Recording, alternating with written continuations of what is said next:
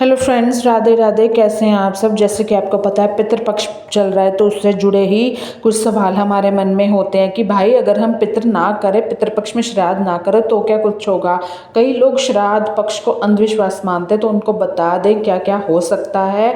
तो लेकिन यदि हम श्राद्ध कर्म के पीछे के विज्ञान को समझेंगे तो सब समझ में आएगा ये कर्म करना क्यों ज़रूरी है। इसका एक पक्ष भावना से जुड़ा है, दूसरा पक्ष आध्यात्मिक विज्ञान से। तो जानते हैं इसके बारे में। अगर अपने लिए नहीं टाइम निकालना होता है तो कोई बात नहीं होता, लेकिन ज़रूरी अवश्य कार्य करने होते हैं ज़िंदगी में। हमारे जो कल्चर है, हमारा जो तत्व है, हमारे जो नियम है, वो शास्त्रों में लिखे गए, उसके हिसाब से हमें ज़िंदगी को जीना ही पड़ता है। तो आपको अगर खुश रहना है उम्र, तो आपको ये करना है।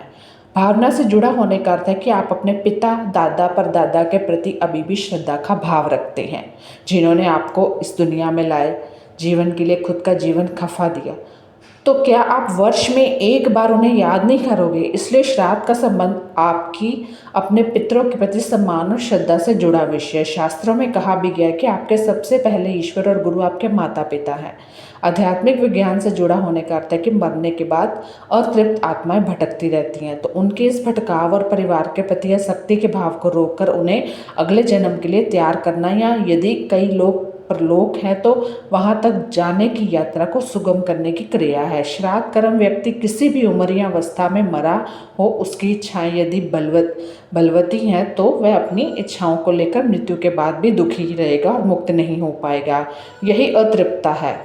जो व्यक्ति भूखा प्यासा संभोग सुख से विरक्त, राग क्रोध द्वेष लोभ वासना आदि इच्छाएं और भावनाएं लेकर मरा है, अवश्य ही वह अतृप्त होकर भटकता रहेगा। तो मनोवैज्ञानिक से उसके इस भटकाव को श्राद्ध कर्म करके रोककर सद्गति देता है। दूसरा यह कि अगर अकाल मृत्यु अर्थात असमय पर मर जाना, श्राद्ध क्यों जरूरी है, अर्थात जिन्होंने आत्महत्या किया है, जो किसी बीमारी दुर्घटना में मारे गए, ऐसे मनुष्य मृत्यु के बाद अज्ञान अंधकार से परिपूर्ण, सूर्य के प्रकाश से हीन असूर्य नामक लोक को गमन कहते हैं, और तब तक अतृप्त होकर भटकते हैं जब तक कि उनके जीवन का चक्र पूर्ण नहीं हो जाता, यहाँ कि उनके लिए कोई उचित श्राद्ध कर्म नहीं कर देता। तीसरा यह कि हर कोई अपनी ज़िंदगी में अनजाने में अपराध या बुरे कर्म करता रहता है। ऐसे पितरों के लिए भी श्राद्ध कर्म करके उन्हें सद्गति की ओर ले जाना होता है।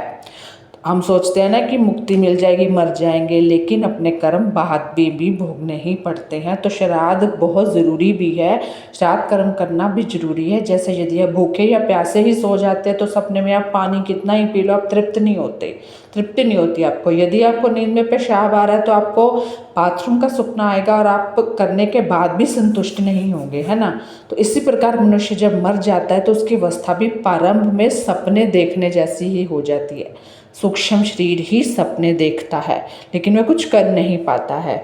तो आपको जिन लोगों ने श्राद्ध नहीं किया, जरूर श्राद्ध करें। अगर आपको तारीख नहीं मालूम है तो सर्व पितृ अमावस्या पर, लास्ट जो अमावस्या होती है उस पर आप कर सकते हैं अमावस्या, क्योंकि हमारे पूर्वज खुश होंगे, हमें आशीर्वाद देंगे। दुआओं में जितना असर है वो किसी में नहीं है ना। वो खुश होंगे तो हमें भी सुख मिलेगा।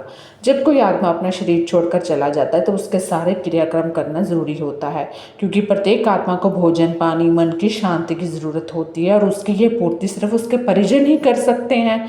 अन्न से शरीर तृप्त होता है, अग्नि को दान किए गए अन्न से सूक्ष्म शरीर और मन तृप्त होता है, शरीर यानी आत्मा का शरीर। इसी अग्निहोत्र से आकाश मंडल के समस्त पक्षी भी तृप्त होते हैं। तर्पण पिंडदान और धूप देने से आत्मा की तृप्ति होती है। तृप्त आत्माएं ही प्रेत नहीं बनती। फिर जैसे पशुओं का भोजन तृण और मनुष्यों का भोजन अन्न कहलाता है, वैसे ही देवता और पितरों का भोजन अन्न का सार तत्व है। सार तत्व अर्थात गंध रस और ऊष्मा। देवता और पितर गंध तथा रस तत्व से तृप्त होते हैं। दोनों के लिए अलग अलग तरह के गंध और रस तत्वों का निर्माण किया जाता है। विशेष वैदिक मंत्रों द्वारा विशेष प्रकार की गंध और रस तत्व ही पितरों तक पहुंच जाती है, जिससे वह तृप्त होकर आपको आशीर्वाद देते हैं, खुश हो जाते हैं आपसे। और जितना भी उनका अगर भटक रहे हैं या कोई इच्छाएं हैं तो वो जल्दी ही मतलब तृप्त हो जाते हैं, आगे अगले जन्म के लिए तैयार हो जाते हैं, है ना।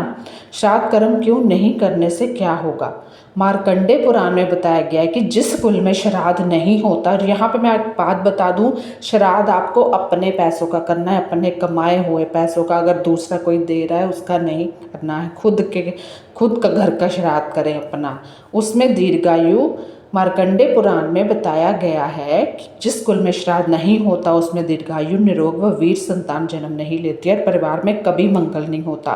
पुराणों के अनुसार श्राद्ध नहीं करने से पितृदोष भी निमृत होता है, जिसके कारण कई तरह की परेशानियां आती हैं। इससे आर्थिक समस्या, पारिवारिक कला, संतान संबंधी समस्या, स्वास्थ्य संबंधी दिक्कतें, प्रत्येक कार्य में रुकावट, घटना दुर्घटना जैसे हालात बने रहते हैं। तो ज़रूर करें श्राद्ध। धन्यवाद।